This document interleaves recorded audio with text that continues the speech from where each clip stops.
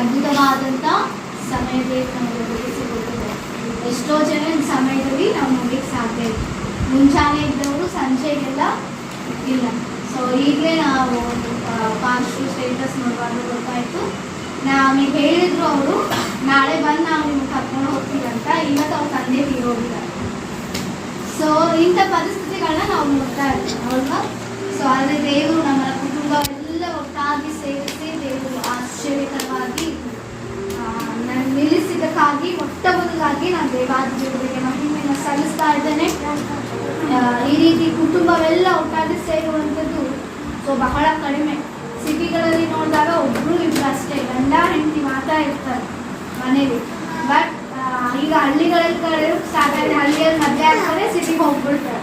So ಇಂಥ ಪರಿಸ್ಥಿತಿ ನೋಡುವಾಗ ಬಟ್ ಈ ಕುಟುಂಬವನ್ನ ಅವಿಭಕ್ತ ಕುಟುಂಬವಾಗಿ ಎಲ್ಲರೂ ಸೇರುವಂತ ರೀತಿಯಲ್ಲಿ ದೇವರು ಇಟ್ಟಿದ್ದಾರೆ. ಅದಕ್ಕಾಗಿ ಮೊದಲನೇದಾಗಿ ನಾನು ವಂದನೆಗಳನ್ನ ಸಲ್ಲಿಸ್ತಾ ಇದ್ದೇನೆ. ನನ್ನ ವಾಕ್ಯವನ್ನು ಧ್ಯಾನಿಸಬೇಕಾದ್ರೆ ದೇವರು ನನಗೆ ಕೊಟ್ಟದ್ದು ವಾಕ್ಯ ಅಪೊಸ್ತಲರ ಕೃತ್ಯಗಳು 10ನೇ ಅಧ್ಯಾಯ.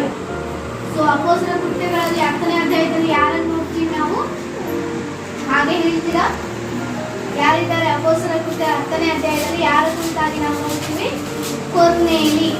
ಗೊತ್ತಾ? ಕೊರ್ನೇಲಿ ಕುಟುಂಬವನ್ನು ನೋಡ್ತೀವಿ. ಯಾರಾತ? ಆತ ಶತಾಧಿಪತಿ, ಅಂದ್ರೆ 100 ಜನಕ್ಕೆ ಒಂದು ಅಧಿಪತಿ. ಸೊ ಆ ಕೊರ್ನೇಲಿ ಕುಟುಂಬವನ್ನ ನಾವು ನೋಡುವಾಗ ಓದ್ಕೊಳ್ಳೋಣ ಸ್ವಲ್ಪ ಒಂದು ವಾಕ್ಯಗಳನ್ನ. ಅಪೊಸ್ತಲರ ಕೃತ್ಯಗಳು 10ನೇ ಅಧ್ಯಾಯ 1ರಿಂದ ಕೆಲವೊಂದು ವಾಕ್ಯಗಳನ್ನ ನಾವು ಓದ್ಕೊಳ್ಳೋಣ. ಕೈಸರದಲ್ಲಿ ಇತಾಲ್ಯನಾದ ಪಟ್ಟಣವೆನಿಸಿಕೊಳ್ಳುವ ಒಂದು ಪ್ರಧಾನಿಯ ಶತಾಧಿಪತಿಯಾದ ಕೊರ್ನೇಲಿಯನೆಂಬ ಒಬ್ಬ ಮನುಷ್ಯನಿದ್ದನು. ಅವನು ಭಕ್ತನು, ತನ್ನ ಮನೆಯವರೆಲ್ಲರ ಸಹಿತವಾಗಿ ದೇವರಿಗೆ ಭಯಪಡುವವನೂ ಆಗಿದ್ದು, ಜನರಿಗೆ ಬಹಳವಾಗಿ ದಾನ ಧರ್ಮ ಮಾಡುತ್ತಾ ದೇವರಿಗೆ ನಿತ್ಯವೂ ಪ್ರಾರ್ಥನೆ ಮಾಡುತ್ತಾ ಇದ್ದನು.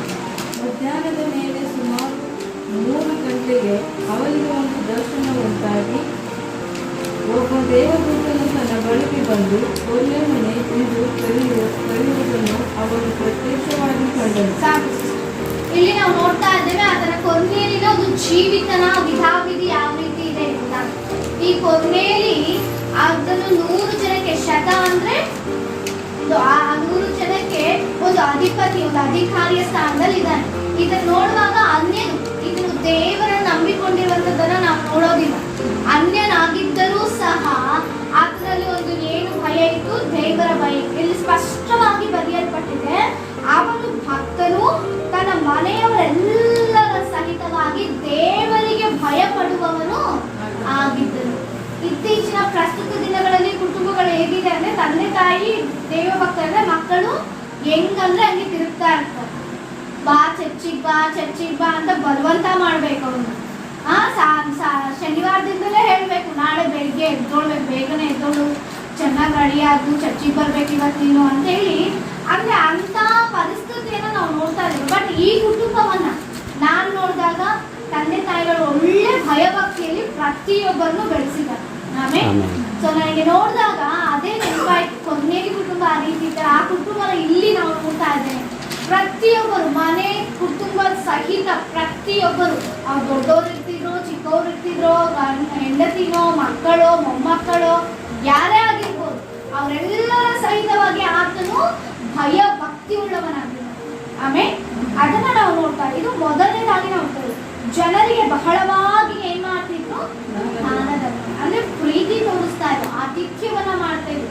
ಯಾರಾದ್ರೂ ಕಷ್ಟ ಆಗಿ ಬಂದಿದ ತಕ್ಷಣ ಅವ್ರು ಸಹಾಯ ಮಾಡುವಂತ ಕೈಗಳಾಗಿತ್ತು. ಈ ಕುಟುಂಬವು ಹಾಗೆ ಇದೆ ಎಂಬುದಾಗಿ ನಾನು ನಿಲ್ಲಿಸ್ತಾ ಇದ್ದೀನಿ. ಆಮೇಲೆ ಅನೇಕರಿಗೆ ನಮ್ಮನ್ನ ದೇವರು ನಿಲ್ಲಿಸಿರುವಂಥದ್ದು ಅನೇಕರಿಗೆ ಸಹಾಯಕರವಾಗಿ ದೇವರು ಆತನ ಮಾದರಿಯಲ್ಲಿ ನಮ್ಮನ್ನ ನಿಲ್ಲಿಸಿದ. ಮೊದಲು ಭಯಭಕ್ತಿಯಲ್ಲಿ ನಾವು ಇರಬೇಕೆಂಬುದಾಗಿ ದೇವರು ತಿಳಿಸ್ತಾ ಇದ್ದಾರೆ. ಅನೇಕರಿಗೆ ಕಷ್ಟ ನಾವು ಕೊಡುವಂತ ಸ್ಥಿತಿಯಲ್ಲಿ ಇಲ್ಲದಿದ್ರೂ ಕೂಡ ಪ್ರಾರ್ಥನೆ ಎಂಬ ಸಹಾಯ ಕೊಟ್ರೆ ಸಾಕು, ಮಾತು ಎಂಬ ಧೈರ್ಯ ಕೊಟ್ರೆ ಸಾಕು. ಆಮೇಲೆ ನಮ್ಮ ಕೈಯಲ್ಲಿ ಇರುತ್ತೋ ಇರಲ್ವ ಸಂದರ್ಭ ಗೊತ್ತಿಲ್ಲ, ಬಟ್ ಅನೇಕ ಸಂದರ್ಭದಲ್ಲಿ ಧೈರ್ಯ ಹೇಳುವಂತ ಬಹಳ ಜನ ಕಡಿಮೆ ಇದ್ದಾರೆ. ನಾನು ಇದೀನಿ, ನಾನು ಪ್ರಾರ್ಥನೆ ಮಾಡ್ತೀನಿ, ನಾವು ಇದೀವಿ ಅಂತ ಹೇಳಿದ್ರೆ ಸಾಕು ಅವ್ರು ಧೈರ್ಯ ಬರುತ್ತೆ ಅವ್ರು ಕೆಲವೊಬ್ರು, ಹೌದಾ? ಆದ್ರೆ ಕೆಲವೊಬ್ರು ಅದು ಕೂಡ ಮಾಡಲ್ಲ. ಸೊ ಇಂಥ ಪರಿಸ್ಥಿತಿ ಅನೇಕರು ಏನ್ ಮಾಡ್ತಿದ್ದಾರೆ, ಸೂಸೈಡ್ ಅಟೆಂಡ್ ಮಾಡ್ತಾ ಇದ್ದಾರೆ. ಯಾರು ಇಲ್ಲ, ಒಬ್ಬಟ್ಟಿಗಿರ ಪರಿಸ್ಥಿತಿ, ಎಲ್ಲರೂ ಇದ್ರು ಯಾರು ಇಲ್ಲದಂತ ಪರಿಸ್ಥಿತಿ ಕೆಲವರು ಹೋಗ್ತಾ ಇದ್ದಾರೆ. ಆದ್ರೆ ನಾವು ಇದೀವಿ ಅಂತ ಧೈರ್ಯ ಕೊಟ್ರೆ ಸಾಕು, ಅವರಿಗೆ ಇನ್ನೇನು ಬೇಕಾಗಿಲ್ಲ, ಅವ್ರಿದ್ದಾರೆ ಅನ್ನುವಂಥ ಧೈರ್ಯದಲ್ಲಿ ಅವರು ಬದುಕ್ತಾರೆ. ಆ ರೀತಿಯಾಗಿ ಆ ಒಂದು ಕುಟುಂಬ ಇತ್ತು. ಈ ಕುಟುಂಬ ಕೂಡ ಅದೇ ರೀತಿ ದೇವರನ್ನು ಯಥೇಚ್ಛವಾಗಿ ಆಶೀರ್ವದಿಸಬೇಕೆಂಬುದಾಗಿ ನಾನು ದೇವರಲ್ಲಿ ಪ್ರಾರ್ಥಿಸಲಾಗ್ತೇನೆ. ಆಮೇಲೆ ಭಯಭಕ್ತಿಯಲ್ಲಿ ಇರುವಂತದ್ದು, ಎರಡನೇದಾಗಿ ದಾನ ಧರ್ಮಗಳನ್ನ ಅಂದ್ರೆ ಸಹಾಯ ಮಾಡುವಂಥದ್ದು, ಧೈರ್ಯ ಪಡಿಸುವಂಥದ್ದು. ದೇವರು ನಮ್ಮನ್ನ ಧೈರ್ಯ ಪಡಿಸಿದರು. ಆಮೇಲೆ ಈ ಲೋಕದಲ್ಲಿ ಸಂಕಟ ಉಂಟು, ಆದ್ರೆ ನೀವು ಧೈರ್ಯವಾಗಿರಿ, ನಾನು ಈ ಲೋಕವನ್ನ ಜಯಿಸಿದ್ದೀನಿ ಅಂತ. ಎಸ್, ಕಷ್ಟ ಇದೆ, ನಷ್ಟ ಇದೆ, ವೇದನೆ ಇದೆ, ದುಃಖವಿದೆ.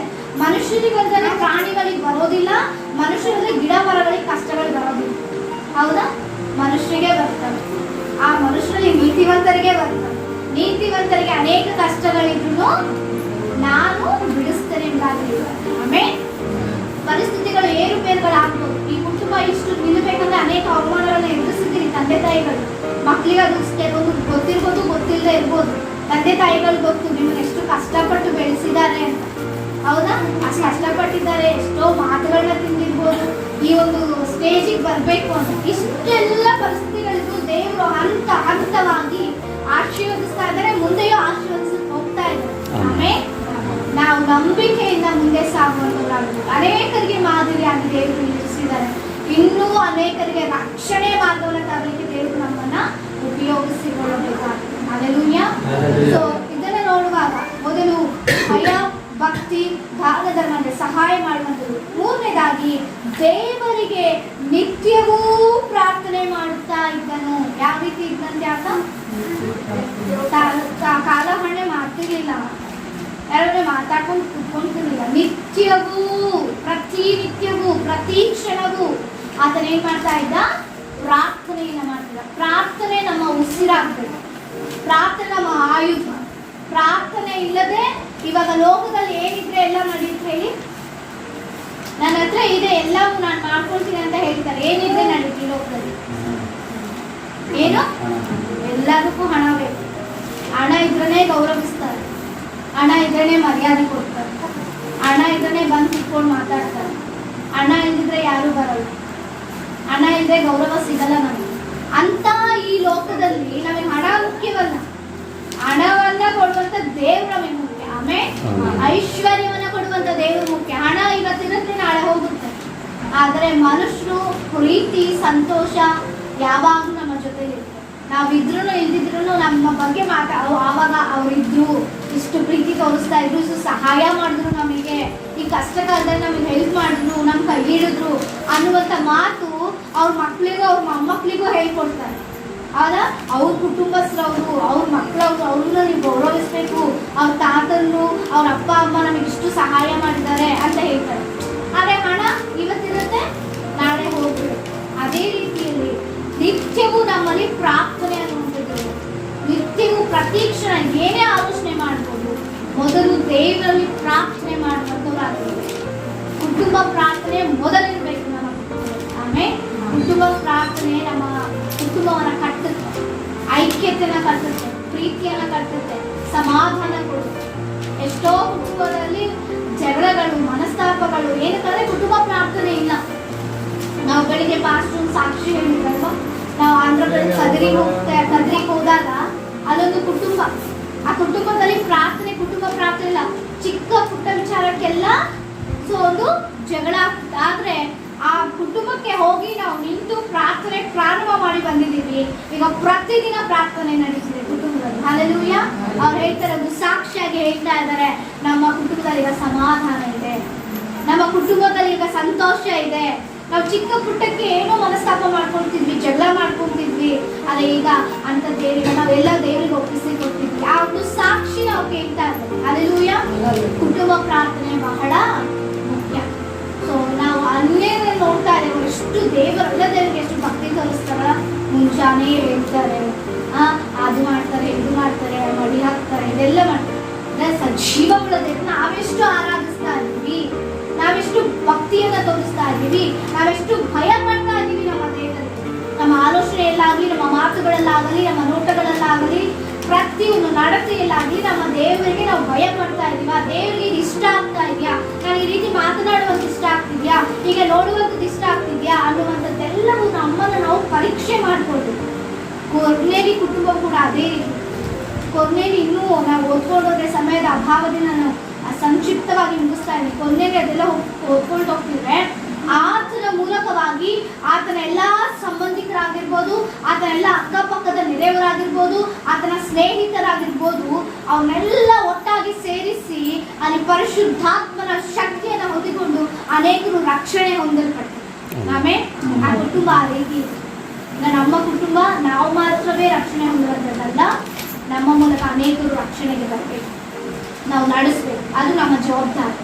ಈ ಲೋಕದಲ್ಲಿ ಎಷ್ಟು ದಿನ ಇರ್ತೀವಿ ಇವೆಲ್ಲ ಗೊತ್ತಿಲ್ಲ, ಆದರೆ ಇರೋವರೆಗೂ ನಾನು ಒಂದು ಆತ್ಮ ಸಂಪಾದಿಸಿದಿನಪ್ಪ ಅಂತ ದೇವ್ರ ಮುಂದೆ ಧೈರ್ಯವಾಗಿ ನಿಂತ್ಕೊಂಡು ಹೇಳುವಂತ ರೀತಿಯಲ್ಲಿ ಇರಬೇಕು.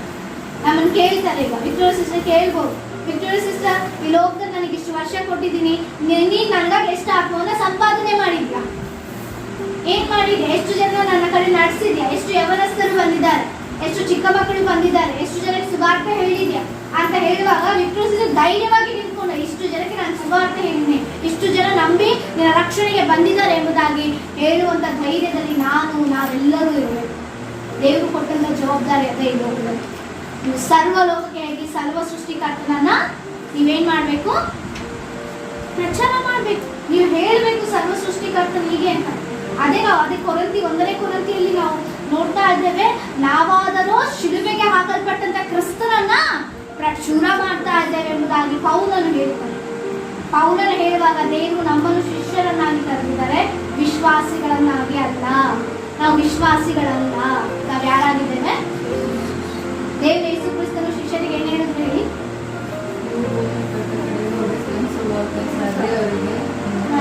ಅವರಿಗೆ ತಂದೆ ಮಗ ಪರಿಶುದ್ಧಾತ್ಮನ ಹೆಸರಿನಲ್ಲಿ ದೀಕ್ಷಾಸ್ನಾನ ಕೊಟ್ಟು ಅವ್ರನ್ನ ವಿಶ್ವಾಸಿಗಳನ್ನಾಗಿ ಮಾಡಿ ಅಂತ ಹೇಳ್ತಾರ.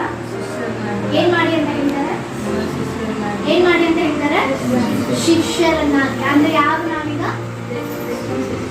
ಈಗ ಶಿಷ್ಯರು ಏನ್ ಮಾಡ್ಬೇಕು? ಶಿಷ್ಯರು ಏನ್ ಮಾಡ್ಬೇಕೀಗ? ಸುವಾರ್ತೆ. ನಾವೇನ್ ಮಾಡ್ತಾ ಇದೀವಿ ಈಗ? ಸಾಕ್ತಾ ಇದೀವ. ದೇವರಿಗೆ ವಿಶ್ವಾಸಿಗಳಾಗೇ ಇರಬಾರ್ದು, ಶಿಷ್ಯರಾಗಿ ನಾವು ಮಾಡಬೇಕು. ಎಲ್ಲ ಕಡೆ ಹೋಗ್ಬೇಕು.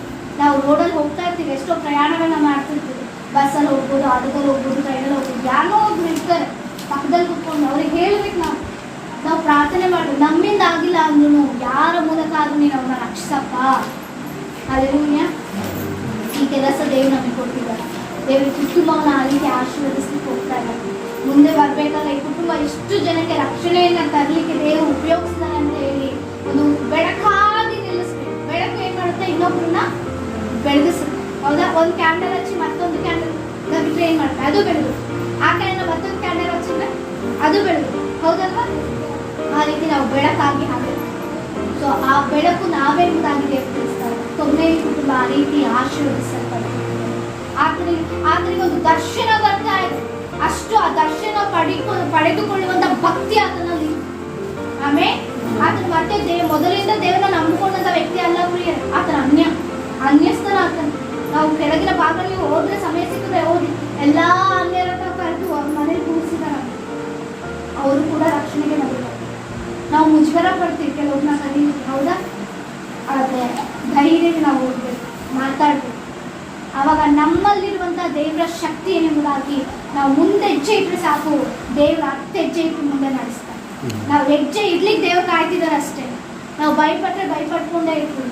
ಒಂದು ಹೆಜ್ಜೆ ಇಟ್ಟರೆ ಸಾಕು, ಮುಂದೆ 10 ಹೆಜ್ಜೆ ಹಾಕಿ ದೇವ್ರು ನಡೆಸ್ತಾರೆ. ಹಲ್ಲೆಲೂಯಾ. ಅಂತ ಕೊರ್ನೇಲಿಯ ಕುಟುಂಬದ ರೀತಿಯಲ್ಲಿ ದೇವರು ನಮ್ಮೆಲ್ಲರನ್ನ, ನಮ್ಮ ಕುಟುಂಬವನ್ನು ದೇವರು ಆಶೀರ್ವದಿಸಬೇಕೆಂದಾಗಿ ನಾವು ಪ್ರಾರ್ಥನೆ ಮಾಡೋಣ. ಇನ್ನೂ ಹೆಚ್ಚಾಗಿ ಇನ್ನೂ ಅನೇಕ ಪರಿಸ್ಥಿತಿಗಳು ಬದಲಾಗಬೇಕು, ಅನೇಕ ಕಾರ್ಯಗಳು ಇನ್ನೂ ನಡಿಬೇಕಾಗುತ್ತೆ ಕುಟುಂಬದಲ್ಲಿ. ಹೌದಾ? ನಿಂತು ಹೋದಂತ ಎಲ್ಲಾ ಕಾರ್ಯಗಳು ದೇವರು ಮುಂಬರುವ ದಿನಗಳಲ್ಲಿ ಮಾಡ್ಲಿಕ್ಕಿದ್ದಾರೆ. ಆಮೇಲೆ ನಾವು ನಂಬ್ತಾ ಇದ್ದೇವೆ, ನಾವು ನೆಕ್ಸ್ಟ್ ಬರೋದ್ರೊಳಗೆ ಎಲ್ಲ ಕಂಪ್ಲೀಟ್ ಇದ್ದಾಗಿದೆ. ಹಲ್ಲೆಲೂಯಾ. ಖಂಡಿತವಾಗಿ ಇದು ಸ್ವಲ್ಪವೇ ನಾವು ನೋಡಿರೋದು, ಇನ್ನೂ ಇದೆ, ಇನ್ನೂ ನೋಡ್ಲಿಕ್ಕಿದ್ದೇವೆ, ಇನ್ನೂ ಆತನ ರುಚಿ ನೋಡ್ಲಿಕ್ಕಿದ್ದೇವೆ. ರುಚಿ ನೋಡಿ ಆತನ ಅನುಭವವನ್ನು ತಿಳಿದುಕೊಳ್ಬೇಕಿದೆ. ಇದು ರುಚಿ, ಇದು ಸ್ವಲ್ಪ ಟೇಸ್ಟ್ ಕೊಡ್ತಾ ಇದೆ, ಇನ್ನೂ ಬಹಳ ಟೇಸ್ಟ್ ಕೊಡ್ಲಿಕ್ಕಿದೆ. ಆಮೇಲೆ ಆವಾಗ ಇನ್ನೂ ಬಹಳ ಶಕ್ತಿಯುತವಾಗಿ ದೇವರ ಕಾರ್ಯವನ್ನ ನಾವು ಇನ್ನೊಬ್ಬರಿಗೆ ಸಾರುವ ರೀತಿಯಲ್ಲಿ ದೇವರ ಕಾರ್ಯವನ್ನು ಮಾಡ್ತಾರೆ. ಕರುಣೆಯಲ್ಲಿ ಕುಟುಂಬ, ಆತನಲ್ಲಿ ಗರ್ವ ಇಲ್ಲ. ನಾನು ಅಧಿಕಾರಿ ಅಂತ ಹೇಳೋ ಗರ್ವ ಆತನಲ್ಲಿ ಇಲ್ಲವೇ ಇಲ್ಲ. ಸೊ ಆ ರೀತಿ ಆಶ್ವಾಸನೆ ನಮ್ಮಲ್ಲಿ ತಾಳ್ಮೆ ಅನ್ನುವಂಥದ್ದು ಇರಬೇಕು. ಹೌದಾ? ಸೊ ದೇವರಿಗೆ ಭಯಭಕ್ತಿಯಲ್ಲಿರಬೇಕು. ಆತನು ಯಾವಾಗ ಕ್ರಿಸ್ತನ ಸಮ್ಮುಖದಲ್ಲಿ ತಗ್ಗಿಸಿಕೊಂಡು, ದೇವರ ವಾಕ್ಯ ಹೇಳ್ತಾ ಇದೆಯಲ್ಲ, ಯಾರು ತನ್ನನ್ನು ತಾನು ಹೆಚ್ಚಿಸಿಕೊಳ್ತಾನೋ ತಗ್ಗಿಸಲ್ಪಡ್ತಾನೆ, ಯಾರು ತಗ್ಗಿಸಿಕೊಳ್ತಾನೋ ಹೆಚ್ಚಿಸಲ್ಪಡ್ತಾನೆ. ಆತನು ತಗ್ಗಿಸಿಕೊಂಡ, ಆತನು ಹೆಚ್ಚಿಸಲ್ಪಡ್ತಾನೆ. ಆಮೇಲೆ ನಾವು ಯಾವಾಗ ತಗ್ಗಿಸಿಕೊಳ್ತೇವೋ ಸೊ ದೇವರು ಹಂತವಾಗಿ ದೇವರನ್ನ ವೃದ್ಧಿ ಮಾಡ್ತಾರೆ. ಈ ಲೋಕದಲ್ಲಿ ನಾವು ಇದ್ದ ಸ್ಥಿತಿಯಲ್ಲಿ ಹೀನ ಸ್ಥಿತಿಯಲ್ಲಿ ಇರಬೇಕು ಅಂತ ದೇವರು ಆಸೆ ಪಡೋದೇ ಇಲ್ಲ. ನನ್ನ ಮಕ್ಕಳು ಯಾವ ಉನ್ನತವಾಗಿ, ನಾವು ರಾಜನ ಮಕ್ಕಳು, ಯೂದಾ ಸಿಂಹದ ರಾಜನ ಮಕ್ಕಳು. ಆಮೇಲೆ ಯೂದಾ ಗೋತ್ರದ ಸಿಂಹದ ಮಕ್ಕಳು ನಾವು. ಹೆಂಗಿರ ಸಿಂಹ ಹಿಂದೆಜ್ಜೆ ಭಯಪಡ್ಕೊಂಡು ಹೋಗುತ್ತಾ, ಏನೇ ಬಂದ್ರು ಮುಂದೆಜ್ಜೆ ಹಾಕಿ ಹೋಗುದು. ಹೌದಾ? ದೊಡ್ಡ ಆನೆ ನಿಂತ್ಕೊಂಡ್ರು, ಇದು ದೊಡ್ಡ ಆನೆ, ಗಾತ್ರದ ಆನೆ, ನಾನು ಏನೋ ಮಾಡತ್ತಂತ ಹಿಂದೆ ಹೋಗಲ್ಲ ಸಿಂಹ. ಹೋಗುತ್ತಾ? ಆನೆ ಬಂದ್ರು ಪರವಾಗಿಲ್ಲ, ಮುಂದೆಜ್ಜೆ ಹಾಕಿ ಹೋಗ್ತೇವೆ. ನಾವು ಸಿಂಹದ ಮಕ್ಕಳಾಗಿ ಜೀವಿಸ್ತಾ ಇದ್ದೇವೆ. ಆಮೇಲೆ ಏನೇ ಬರಲಿ ಮುಂದೆಜ್ಜೆ ಹಾಕೋಣ, ದೇವರಿಗಾಗಿ ನಿಂತ್ಕೊಂಡ ದೇವರೇ ನಮ್ಮ ಉನ್ನತವಾಗಿ ನಡೆಸ್ತಾರೆ. ಆ ರೀತಿಯಾಗಿ ದೇವರು ನಮ್ಮನ್ನು ಆಶೀರ್ವಿಸಿ, ದೇವರ ವಾಕ್ಯವನ್ನು ಆಶೀರ್ವಿಸಿ, ಅದ್ಭುತವಾಗಿ ದೇವರು ಇನ್ನೂ ಅನೇಕ ಅತ್ಯಾಶ್ಚರ್ಯಗಳ ಕಾರ್ಯವನ್ನು ಮಾಡಿ ಸುತ್ತಮುತ್ತಲಿನ ಗ್ರಾಮಗಳೆಲ್ಲರೂ ಕೂಡ ಈ ಒಂದು ಪರಿಸ್ಥಿತಿ ಎಲ್ಲವನ್ನು ನೋಡಿ ಆಶ್ಚರ್ಯ ಮಾದರಿಯಾಗಿ ನಾವು ಕೊಡ್ನೆ ಕುಟುಂಬದ ರೀತಿ ನಮ್ಮೆಲ್ಲರನ್ನ ದೇವರ ಆಶ್ರಯಿಸಿ ಪ್ರಾರ್ಥಿಸಿ. ಎಲ್ಲರೂ ಕಣ್ಣುಗಳು ಮುಚ್ಚಿ ಪ್ರಾರ್ಥನೆ. Thank you Jesus, thank you father. ಸ್ತೋತ್ರ ಸ್ತೋತ್ರ, ವಂದನೆ ಸ್ವಾಮಿ. ಅಪ್ಪ, ಕೊನೆಯ ಜೀವಿತ ಕರ್ತನೆ, ಆತನು ಕರ್ತನೆ ಸಂಪೂರ್ಣವಾಗಿ ಅಪ್ಪ ನಮ್ಮಲ್ಲಿರೋ ಆತನಿಲ್ಲಂತ ಭಕ್ತಿಯನ್ನು ನಾವು ನೋಡಿದ್ವಿ ಸ್ವಾಮಿ. ಕುಟುಂಬ ಸಹಿತವಾಗಿ ಅದನ್ನು ಭಯ ಭಕ್ತಿಯನ್ನ ಅಪ್ಪ ನಿನ್ನಲ್ಲಿ ತೋರಿಸ್ತಾ ಇದ್ರು. ಆ ಭಯ ಭಕ್ತಿ ಜನಕ್ಕಾಗಿ ಅಪ್ಪ ಯೆಹೋವನ ಭಯವೇ ಜ್ಞಾನಕ್ಕೆ ಮೂಲವೂ ಎಂಬ ರೀತಿಯಲ್ಲಿ ಜ್ಞಾನದಿಂದ ಕರ್ತನೆ ಆತನ ಒಂದು ಅಧಿಕಾರ ಸ್ಥಾನದಲ್ಲಿ ನೀವು ಇರಿಸಿದ್ರಿ. ಅದಕ್ಕಾಗಿ ಸ್ತೋತ್ರ ಸ್ವಾಮಿ. ಅಂತ ಭಯಭಕ್ತಿ ಉಳ್ಳವರಾಗಿ ನಮ್ಮೆಲ್ಲರ ಕುಟುಂಬಗಳನ್ನ ನೀವು ನಿರ್ಮಿಸಿ ಎಂಬುದಾಗಿ ಪ್ರಾರ್ಥಿಸ್ತಾ ಇದ್ದೇವೆ. ವಿಶೇಷವಾಗಿ ವಿಕ್ಟೋರಿಯಾ ಸಿಸ್ಟರ್ ಕುಟುಂಬವನ್ನ ನೀವು ಆಶೀರ್ವದಿಸ್ತಾ ಇದ್ದೀರಿ. ಅದಕ್ಕಾಗಿ ಸ್ತೋತ್ರ ಕರ್ತನೆ. ಭಯಭಕ್ತಿಯಲ್ಲಿ ಪ್ರತಿಯೊಬ್ಬರು ಅಪ್ಪ ನಿನಗೆ ಭಯ ಪಡುವಂತ ಮಕ್ಕಳಾಗಿ ಅವನ್ನ ಇರಿಸಿದ್ದಕ್ಕಾಗಿ ಸ್ತೋತ್ರ ಅಪ್ಪ. ಭಯದ ಮೂಲಕವಾಗಿ ಆ ಕುಟುಂಬಕ್ಕೆ ಬರಬೇಕಾದ ಆಶೀರ್ವಾದವನ್ನ ನೀವು ಒದಗಿಸಿಕೊಡು ಸ್ವಾಮಿ ಅಪ್ಪ. ಅದೇ ರೀತಿಯಲ್ಲಿ ಕರ್ತನೆ ಅಪ್ಪ ಅನೇಕರಿಗೆ ಸಹಾಯ ಚಾರ್ಜ್ ಕೊಡುವ ರೀತಿಯಲ್ಲಿ ಅವನ್ನ ನಿಲ್ಲಿಸುತ್ತಿರುವುದಕ್ಕಾಗಿ ಸ್ತೋತ್ರ. ಇದು ಸಾಲ ಇನ್ನೂ ಉನ್ನತವಾಗಿ ಅವನ ಆಶೀರ್ವದಿಸಿ ಸ್ವಾಮಿ ಅಪ್ಪ. ತೆಗೆದುಕೊಳ್ಳುವ ಕೈಗಳಾಗಿ ಅಲ್ಲ ಅಪ್ಪ, ಕೊಡುವ ಕೈಗಳಾಗಿ ಅಪ್ಪ ಇನ್ನು ಆಶೀರ್ವದಿಸುತ್ತಿರುವುದಕ್ಕಾಗಿ ವಂದನೆಗಳನ್ನ ಸಲ್ಲಿಸ್ತಾ ಇದ್ದೇವೆ ಸ್ವಾಮಿ. ಇದುವರೆಗೂ ಕರ್ತನೆ ಆ ರೀತಿ ಆಶೀರ್ವಿಸಿದ್ಯಾ. ಮುಂದಿನ ದಿನಮಾನಗಳಲ್ಲೂ ಹಂತ ಹಂತವಾಗಿ ಮಹಿಯಿಂದ ಮಹಿಮೆಗೂ ಕೃಪೆಯಿಂದ ಕೃಪೆಗೂ ಅಪ್ಪ ಐಶ್ವರ್ಯದ ಕಾರ್ಯಗಳನ್ನು ನಡೆಸುವುದಾಗಿ ಪ್ರಾರ್ಥಿಸ್ತಾ ಇದ್ದೇವೆ ಸ್ವಾಮಿ. ಅದು ಮಾತ್ರವಲ್ಲ ಸ್ವಾಮಿ ಅಪ್ಪ, ಇನ್ನೊಬ್ಬರಿಗೆ ಸಹಾಯಕರವಾಗಿ ಅಪ್ಪ ಪ್ರಾರ್ಥನೆ ಮಾಡುವಂತ ಕುಟುಂಬವಾಗಿ ಅಪ್ಪ ನೀತಿದ್ದಕ್ಕಾಗಿ ಸ್ತೋತ್ರವನ್ನು ಸಲ್ಲಿಸ್ತಾ ಇದ್ದೇನೆ ಸ್ವಾಮಿ. ಭಯದಿಂದಲೂ ಭಕ್ತಿಯಿಂದಲೂ ಶ್ರದ್ಧೆಯಿಂದಲೂ ತಾಳ್ಮೆಯಿಂದಲೂ ಕರ್ತನೆ ಸಹಾಯ ಮಾಡುವಂತವರಾಗಿ ನಿತ್ಯವೂ ಪ್ರಾರ್ಥನೆಯಲ್ಲಿ ಇರುತ್ತರಾಗಿ ಸಹಾಯ ಮಾಡಿ ಸ್ವಾಮಿ. ಪ್ರತಿ ವಿಚಾರಕ್ಕೂ ನಿನ್ನನ್ನೇ ಆಧಾರ ಮಾಡಿಕೊಂಡು ಜೀವಿಸಲಿಕ್ಕೆ ಸಹಾಯ ಮಾಡುತ್ತೇನೆ. ನಮ್ಮೆಲ್ಲರನ್ನ ಆ ರೀತಿ ನೀತಿ ನಡೆಸು ಸ್ವಾಮಿ ಅಪ್ಪ. ಕಾಲು ಅಲ್ಪವಾಗ್ತಾ ಇದೆ ಅಪ್ಪ, ಬದಲಾವಣೆಗಳಾಗ್ತಿದೆ, ಭಯಂಕರವಾದ ಪರಿಸ್ಥಿತಿಗಳನ್ನ ನೋಡ್ತಾ ಇದ್ದೇವೆ. ಮುಂದಿನ ದಿನಮಾನಗಳಲ್ಲಿ ವಾಕ್ಯಕ್ಕೆ ಕೊರತೆ ಇರುವುದಾಗಿ ಹೇಳ್ತಾ ಇದೆಯಾ. ಅಂತ ಸಮಯದಲ್ಲಿ ಕರ್ತನೆ ನಾವು ನಿನ್ನ ಮಕ್ಕಳಾಗಿ ವಾಕ್ಯವನ್ನು ನಮ್ಮ ಹೃದಯದಲ್ಲಿ ಇಟ್ಟುಕೊಂಡು ಅದನ್ನ ಧ್ಯಾನಿಸುವಂತವರಾಗಿ ಕರ್ತನೆ ಪ್ರಾರ್ಥನೆಯಲ್ಲಿ ನಿರತರಾಗಲಿಕ್ಕೆ ಸಹಾಯವನ್ನು ಮಾಡಿಸುವ. ಈ ಕುಟುಂಬ ಅನೇಕರಿಗೆ ಪ್ರಾರ್ಥನೆ ಮಾಡುವ ಕುಟುಂಬವಾಗಿ ನೀನು ಮಾರ್ಪಡಿಸು. ಯಾರೇ ಬಂದರೂ ಈ ಕುಟುಂಬದಲ್ಲಿ ಆಶೀರ್ವಾದವನ್ನು ಹೊಂದಿಕೊಂಡೇ ಹೋಗ್ಬೇಕು ಸ್ವಾಮಿ. ಈ ಕುಟುಂಬಕ್ಕೆ ಬಂದಂತ ನಾವು ಎಷ್ಟೋ ಆಶ್ಚರ್ಯ ಕಾರ್ಯಗಳನ್ನ ಹೊಂದಿಕೊಂಡು ಎಂಬುದಾಗಿ ಸಾಕ್ಷಿಯಾಗಿ ನಿಲ್ಬೇಕು ಸ್ವಾಮಿ. ನಮಗೆ ಈ ಕುಟುಂಬಕ್ಕೆ ಬಂದ ತಕ್ಷಣ ಎಲ್ಲೋ ಸಮಾಧಾನ ಸಿಕ್ತು. ನನ್ನ ಕುಟುಂಬದಲ್ಲಿ ಯಾವಾಗಲೂ ಗಲಿಬಿಲಿ ಇರ್ತಿತ್ತು, ಅಸಮಾಧಾನ ಇರ್ತಿತ್ತು, ಕೊರತೆ ಇರ್ತಿತ್ತು. ಆದ್ರೆ ಯಾವಾಗ ಈ ಕುಟುಂಬಕ್ಕೆ ಹೆಜ್ಜೆ ಇತ್ತು ಆಗ ನಮಗೆ ಸಂತೋಷ ಸಿಕ್ಕಿದೆ. ನಮಗೆ ದೇವರು ಎಲ್ಲವನ್ನ ಒದಗಿಸಿ ಮಾಡಿಕೊಡ್ತಾರೆ. ಅಂತ ಕುಟುಂಬವಾಗಿ ಕರ್ತನೆ ಅಪ್ಪ ಈ ಮನೆಯನ್ನು ಆಶೀರ್ವಿಸು. ಈ ಮನೆ ಕಟ್ಟಿಕೊಳ್ಳೋದಕ್ಕೆ ಎಷ್ಟೋ ಪ್ರಯಾಸ ಪಟ್ಟು ಸ್ವಾಮಿ ನೀನು ಸಹಾಯ ಮಾಡಿದ್ಯಾ. ಅಂತ ಹಂತದಲ್ಲಿ ಪ್ರತಿಯೊಂದು ಉಪಕರಣಗಳ ವಿಚಾರದಲ್ಲೂ ಹಣಕಾಸಿನ ವಿಚಾರದಲ್ಲಿ ಸಹಾಯ ಮಾಡಿದ್ಯಾ. ಇನ್ನೂ ಪೆಂಡಿಂಗ್ ಇರುವಂತ ಕಾರ್ಯಗಳು ಕೂಡ ನೀನು ಮುನ್ನಡೆಸುವುದಾಗಿ ಪ್ರಾರ್ಥಿಸ್ತಾ ಇದ್ದೇನೆ ಸ್ವಾಮಿ. ಅಪ್ಪ ಈ ಆಶೀರ್ವಾದಕರವಾಗಿರಿಸು ಕರ್ತನೆ. ನಮ್ಮನ್ನೆಲ್ಲ ಒಟ್ಟಾಗಿ ಸೇರಿಸಿ ರಾತ್ರಿ ಸಮಯದಲ್ಲಿ ನಿನ್ನ ನಾಮವನ್ನು ಬಲಪಡಿಸುತ್ತಾ ಯೇಸುವಿನ ನಾಮದಲ್ಲಿ ಬೇಡಿ ಹೊಂದಿದ್ದೇವೆ. ಜೀವಗಳ ಕರ್ಕೊಂಡು ತಂದಿದ್ದೇವೆ. ಆಮೆನ್.